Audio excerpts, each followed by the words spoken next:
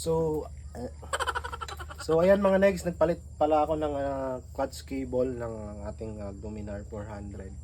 So, nakabit ko na siya. Yan o, pakita ko sa inyo. Yun. So, bifix na lang natin ng maayos.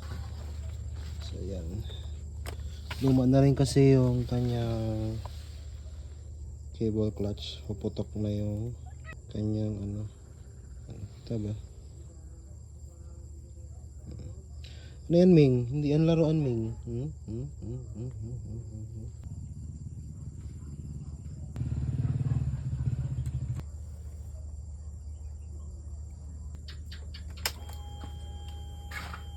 Testing natin kung okay lang yung release ng wires.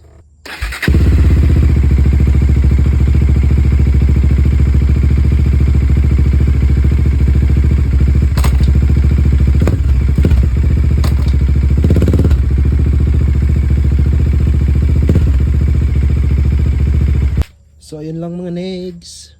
Tapos na tayo. Well done. So kita pa. Pang sample na lang natin to sa susunod. Sa mga hindi pa naka-follow, please follow my page, Negroy Moto. Bye bye.